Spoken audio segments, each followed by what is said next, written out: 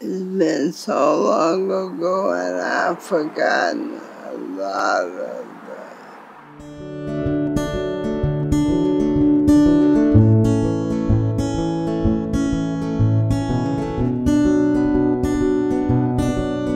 I was raised in West Virginia, and I was determined I was coming to California no matter what. I came out when I was 18, and my husband was a minister. I had only 2 children, but I had a good life. Cherry Isaac found out about the job, and she encouraged me to take it. They were happy to get me because it was a lot of confusion there. We didn't have any powers to regulate it. They soon got us straightened up. We really ran the show ourselves. We did what we wanted to do, and we kept the children safe. But we didn't have any rules or regulations or anything. We just went for it. We just picked up children off the street and had them go to school, and they just weren't making it. So I had to get firm with some of the children to make it so we could get along. I'm a rule person, and with kids, they follow the rules, because I didn't put up with any nonsense. And the kids got so they were very nice. And I had different teachers that planned different things for the kids, and they had a whale of a good time. Because we didn't buy anything, you know, we didn't have any money to buy anything, so they had to do with what we had. Sandbox, a big sandbox. We had a tree too. So the kids, I told them they could climb the tree as high as they wanted to if they felt safe, and they did. Bea was such a nurturing person, and she really believed in the idea that the school was here not only to serve the children, but to serve the families in the community. And so she gave me that opportunity to be a teacher.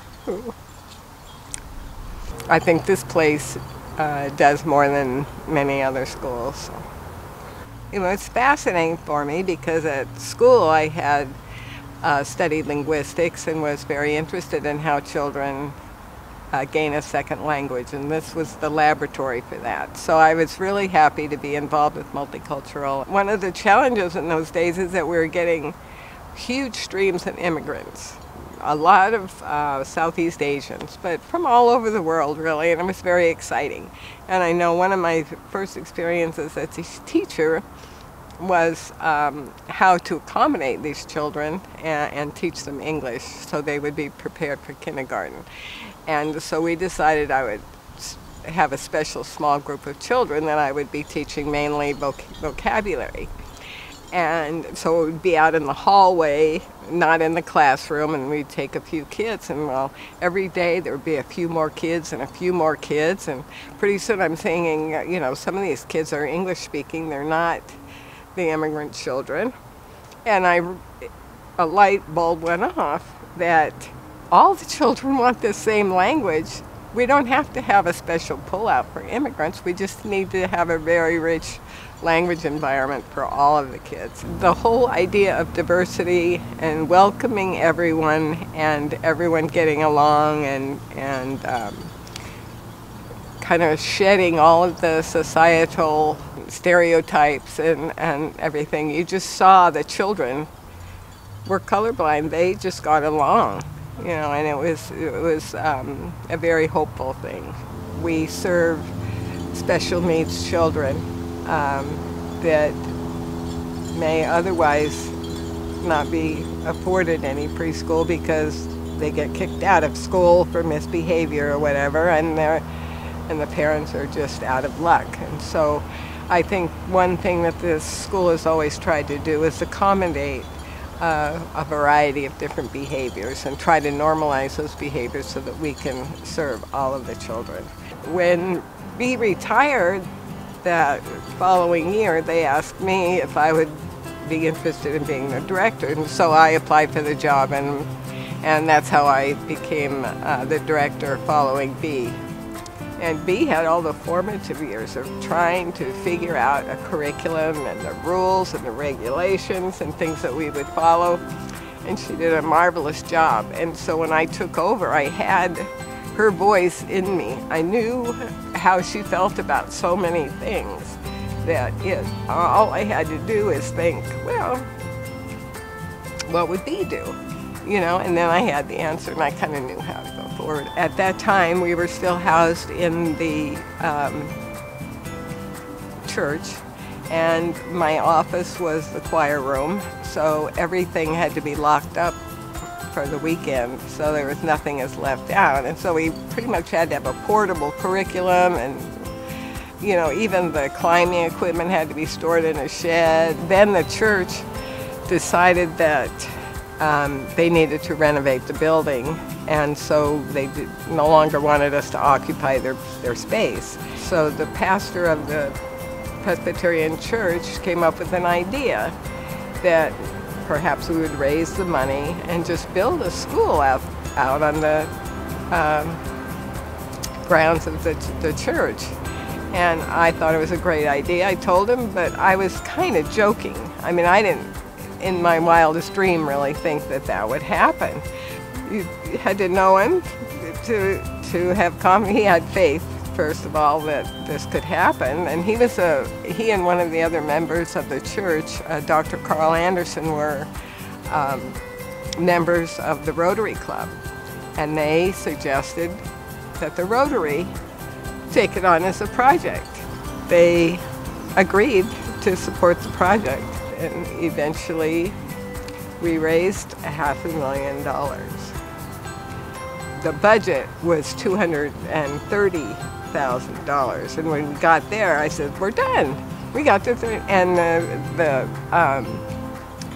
Dr. Anderson said, "No, you're going to need more. It's always cost more. You don't realize, but everything costs more." So they did it 25 years ago.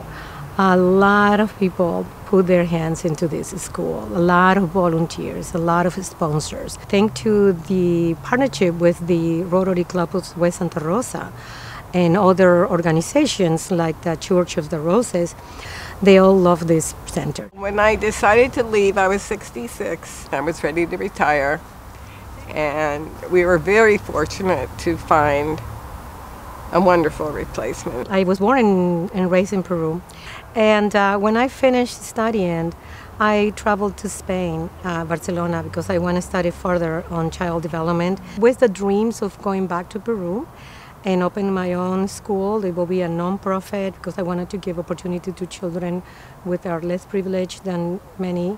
But something happened when I was in Spain. I fell in love and I married my husband, who is Danish American, and that changed my world. And I made my husband promise that I'm not going to come to this country and not work in what I really love. A friend of mine told me, I have a great teacher who would be a wonderful director, and she told me about Milagros.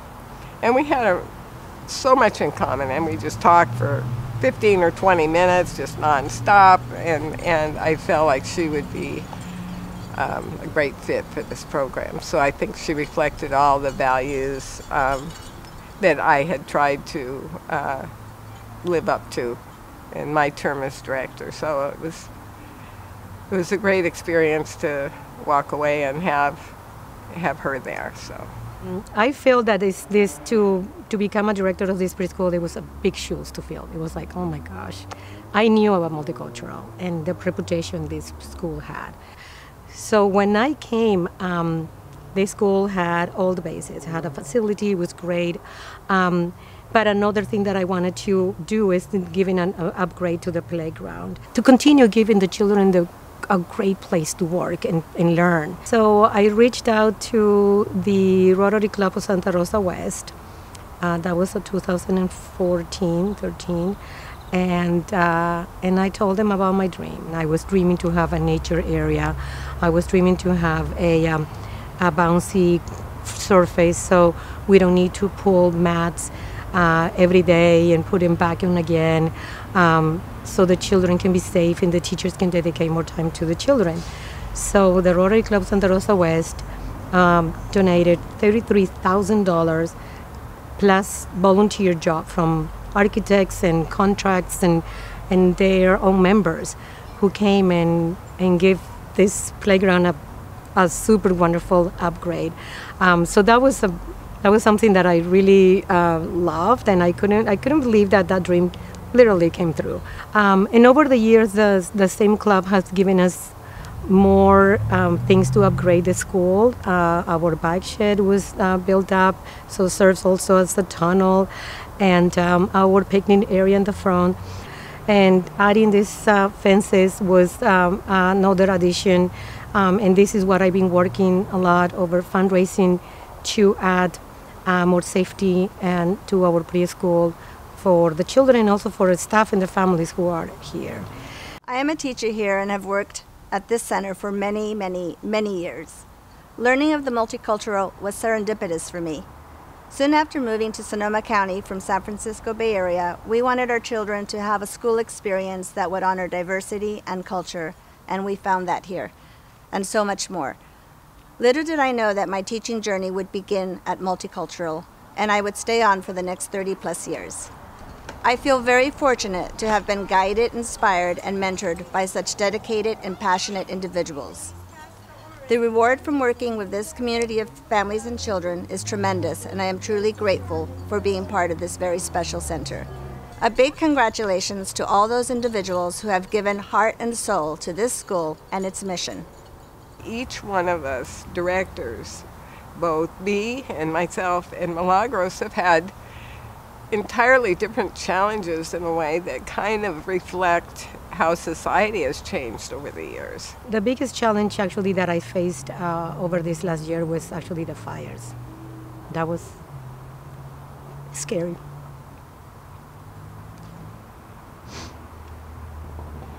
We didn't damage anything. We were good. But a lot of our families lost their homes. One of our teachers lost their home. And that was very scary and traumatic. But we were able to come back together. We closed for 2 weeks. We regrouped, all of us, and strategized things that we can do to bring a sense of safety to our children and families. We even thought, let's just have another type of curriculum that is going to be soft and self-care curriculum. So we added yoga lessons with our children. We put air diffusers with lavender smells. We added a lot more plants, indoor plants in the classrooms. The biggest challenge nowadays that we are encountering now is that the results of COVID and the pandemic, having so many children with masks, children at home, many parents with fears, and a lot of our children are suffering from speech delays and other type of fears that they have that it's coming up from moment to moment, and we have to try to learn to understand how to work with them and help the families too. So we are just walking into different type of terrain now, and we keep on doing that. I think we're strong. We can do this. I adore this preschool. It's my life, and I admire the most is that we're going to be 50 years in October, and only 3 directors run this preschool. I think that's pretty amazing, and we have a lot of in common. And the 3 of us, we are a very diverse little group, but we have a lot of in common, and this preschool brings it together. Like many other people are very attached to this preschool and their history. It's a fabulous history. It was fun. It was really, really fun.